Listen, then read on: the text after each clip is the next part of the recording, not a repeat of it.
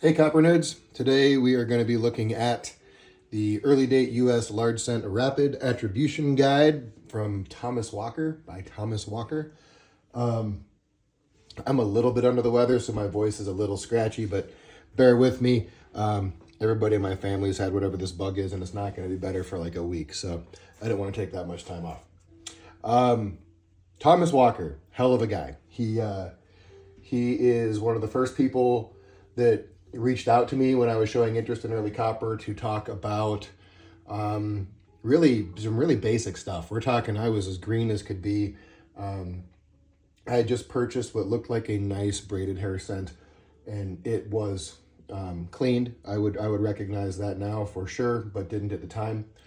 And Thomas reached out to me. He's like, that coin's been cleaned, just so you know. I ended up returning it, and then Thomas found me that Mint State 62 braided hair. I think it's an 1851 large cent that's in that green PCGS holder. So just a note that Thomas is a heck of a nice guy who was one of the first people to welcome me into the EAC fold. So thank you for that, Thomas. And what I'm going to do here is largely just jump into this book cold. I read through a few pages yesterday and understand that this book is sort of set up like a flow chart. And just like we do, I'm just going to sort of walk through the first part of the book. Thomas and I have very similar cat-related circumstances, it would appear. In my pickle scent video, you get to see one of our cats. A nice little introduction, some explanation about how the book works. Talks about some other reference books. Talks about some counterfeits and things to look for. That's Jack Young's coin. That thing is sweet. And I'm just going to work forward till we get into the beginning of the 1794 stuff. I pulled out a few coins, one of each head style. Okay. So, here's the beginning. I'm going to start off with this coin, which, you know, of course I know what it is, and if you watch the channel, you probably do too. So this is a head of 93. You can just recognize the head shape as a head of 93. I've got other videos that talk about that, but just nice light details. You can kind of see, we don't have the double chin on this one, as I recall. No, there is a little bit of a double chin there. Okay, but head of 93, go to page 33, which is the next page. Looking at our edge, whether it points up or down, it points down like this does. So we have an edge of 93. Let's see. We have a straight date, not a curved date like this. We have a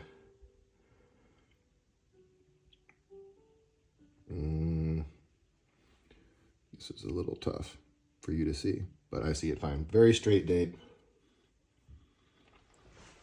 So we're looking at 20 and 17. And I can tell you that the 1, 7, and 9 are straight like this without the 9 being lower. So we're looking at a S17, and it is an A.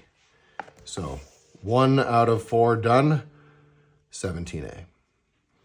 All right, head of 94. This one's going to be a little more challenging, so we're going to start on page 34. Okay, we're looking at the distance of the letters from the hair. On this coin, let's see if I can figure out a better way to show it to you so it focuses. Yeah, that's better. See how close that R is to the hair, pretty much touching. So we'll be looking at going to page 45.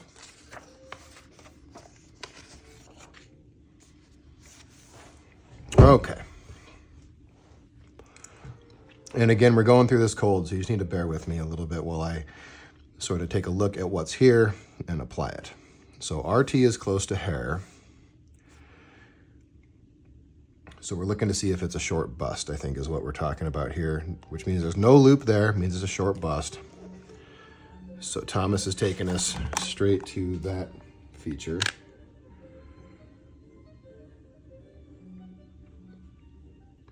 And there is a loop.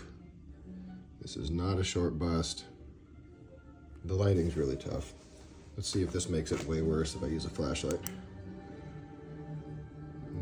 It doesn't actually. See the loop under the bust? All right, I'll keep the flashlight in mind. The best way to make a coin look bad is to use a flashlight. Okay, so it's not a short bust. Next, we're looking for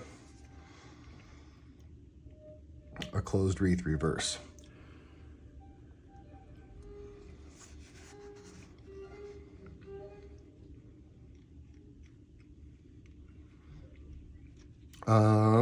Narrow and crooked ribbons are not present here. The wreath on this reverse is closed like that, or very close to it, but that right ribbon tail, this is that closed wreath reverse die X with the ribbon tail that's tucked real tight, if I'm not mistaken, which I'm pretty sure I'm not. So we're going to be skipping that. If we had reverse X, we'd go to page 51. Yes. This is that big reverse X segment that I just completed recently, Sheldon 49 to 54. So we're not going that direction. We're going to go to the next page because we don't have reverse X. Okay. We're looking for that diagnostic with the A in states being high and very spaced from the T. We don't have that here, although it's not all that distinct. I mean, if you were, as you're seeing it, you might not be able to tell because that A does have some spacing from the T, but not as dramatic. Okay, so it's not a 55.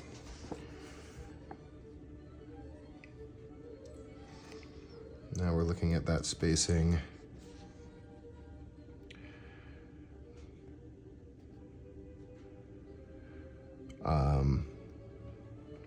We do not have the R spacing where the vertical leg of the R is behind that front hair lock. The R is much further forward on our example. This would have dropped this into a Sheldon 45, which has that chip inside of the ball, or to a 46, which always has a dyed chip through the word scent. Okay, we've already determined we don't have that really crowded T and A. That's the office boy reverse. So this is the Sheldon 57, the pyramidal head, and you can see where that red line is. That's very apparent when you get to looking at a 57. You can tell the head shape makes it a 57. Okay. Deep prominent rim on the left with those 5 hair tips in a line. We do not have that going on at all. Do we have a wide date? No, we have a rather compact date. Let's see.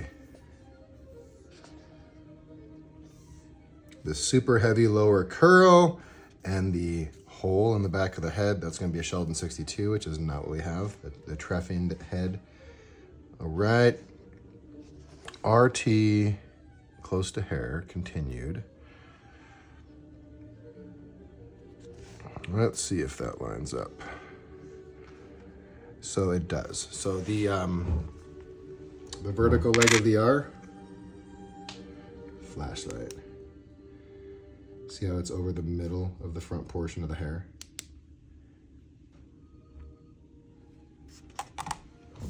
So we're coming in this way and down. All right, so this is telling us we're looking at a 60 or a 61. Oh, it's an interesting diagnostic. So we're looking at these two berries. If they are on the outside of the stem, it's looking like a 60, and if one's on either side of the wreath, that portion of the stem of the wreath, then it's a 61. Okay. I will show you that.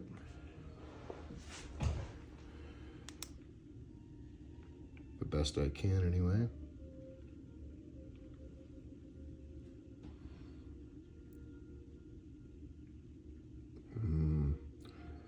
My camera setup's not great. There we see them. All right, see those two berries outside of the stem? Sort of in that space between United and States, between the D and the S. Move towards the middle.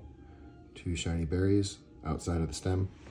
So this is a Sheldon 60, which it is. I got this Sheldon 60 from Craig Sheldon, and this 17A was from Dan Trollin, while I'm keeping track there. Let's do a head of 95. I'm probably not going to do this 70 just because it's or 71. I don't want to drag it out while I'm coughing and hacking. This is my blundered edge letter 71 that I got from Jim Carr. All right, so let's work on this one. We're going to go back to the beginning. Head of 95, go to page 53. Okay. So upright of R, fully behind the hair wave. That's what I've been trying to figure out is wave. That's what we're calling that front lock is the wave. No, it is not behind it.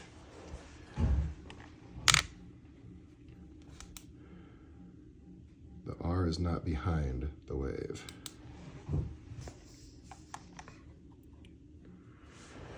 Is it fully in front? Yes, it's fully in front. So is the L close to the cap? Not quite that close, but fairly close. Looks like our choices are really close. And there's an NC, header 95, where the L is very close. And then I know there's a big space between the I and B. Anyway, we're looking at distant from the cap. So we're looking at a Sheldon 69 or a 70. This one has the die break between T and Y, which tells you what it is, but they do share the same obverse, so we gotta look at the reverse. This is my reverse that has the crazy planchet striation issue going on.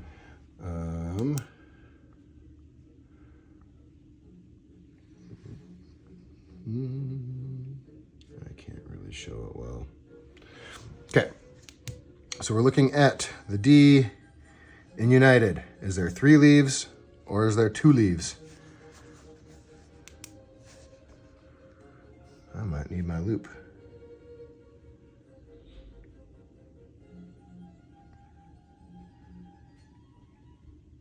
There, okay. I'm actually gonna look at it with my loop even though you guys can't really see it. I'm more interested, the planchet voids obscure that 3rd leaf, but it's there. Yeah, it's definitely there.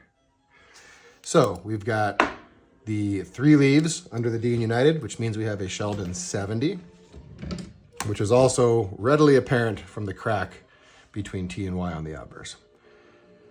Okay, so Thomas's attribution book is like a flow chart, and I would say if you're not as familiar with the varieties of 1794s as I already am, this is probably the better way to do a quick attribution. I recognize most of the diagnostics that are used on the 1794s. So that Powers Guide, if it's got a die break, the Powers Guide's fantastic. And those die break maps are really cool. Thomas's book does not do diagnostics based on die breaks, which is, a very different approach, but the smarter approach, I would say, because not all of these have a die break. This 70 is unbroken or broken obverse die. So if you're looking at the Powers book and you don't see the crack, you might get a little hung up trying to figure out whether it's 69 or 70, for example. You really can't go wrong using the flow in Thomas's book here. So this is truly my first time using the book, and I am impressed. It's not a book that you just pick up and flip through. Like, you have to follow it methodically to get to your attribution. Whereas the Powers Guide, you just flip through it until you find one that looks the same, right? This is a lot more methodical and systematic.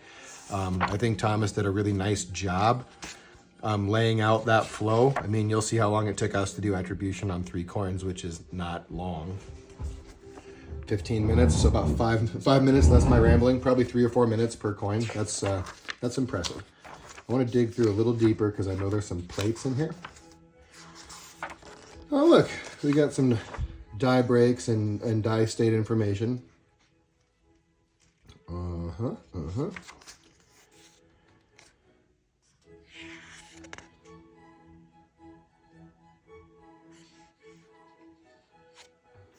That's really cool break. Marred fields.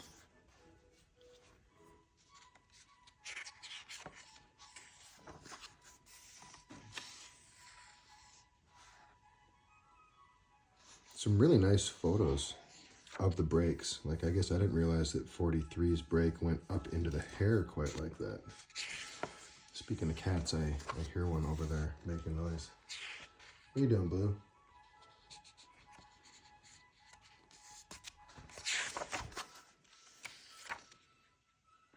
NC6. Oh, clash marks on the 60, in fact. Yeah, my 60's got that clash mark. See if you can see it.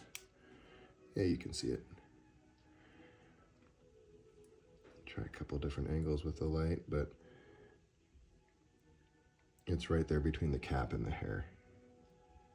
So it's there for sure. Neat.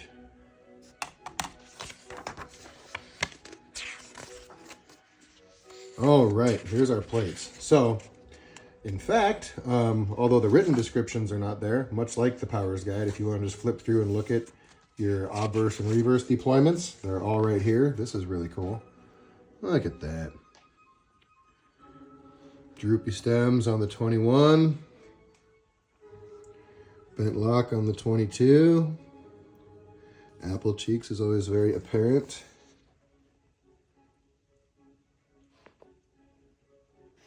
'26 and the V crack through ENS, although that's only in later states. 28 and 29 is a beautiful die. They just did a really nice job with 28 and 29.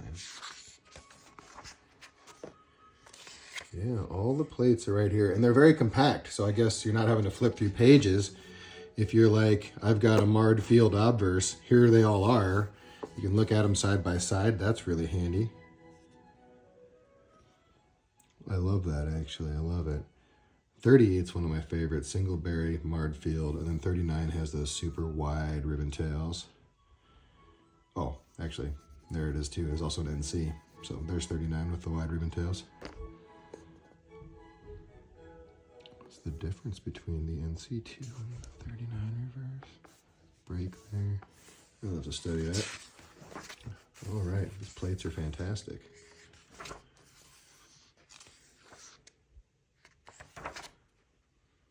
And then he gets into the next year. So, you know, I mostly focus on the 1794s, and my content is biased that way, but that's what I'm able to be conversant in, and the coins I have available for illustrations. This is an exciting book, Thomas. You did a really, really nice job with it. I need to spend some more time with it. I think that for someone who's just getting into 1794s and hasn't learned all these little diagnostic keys that you can be looking for, this book is very valuable for that. It walks you through them. Once you've learned all of the key diagnostics, then you can just start using the plates pretty quickly without having to go through the flow chart, you know? Like, if you see that marred field, or if you see you got reverse X, if you got that closed wreath reverse, you're just looking at these in here, right? Once you recognize your closed wreath reverse, you could just jump to the plates here and just compare your obverses. Yeah, this is really great. I'm glad that I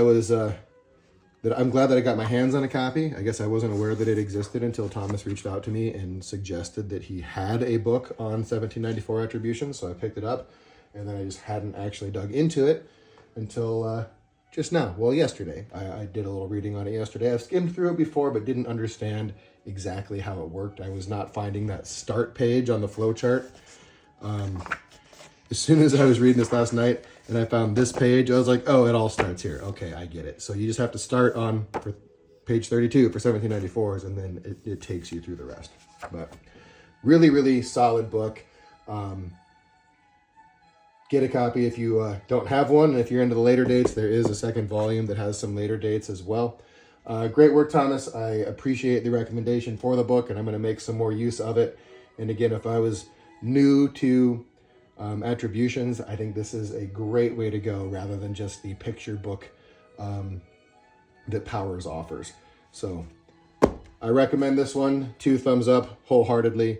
And thank you for checking in. Thanks for bearing with my cough and stuff. I don't know how long I'm going to be stuck like this, but the rest of my family has been sick for at least a week. And I thought I was in the clear. And now they're all getting better and I'm getting sick. But I will see you in the comments. I will catch you on the next one. Thanks for tuning in. Cheers.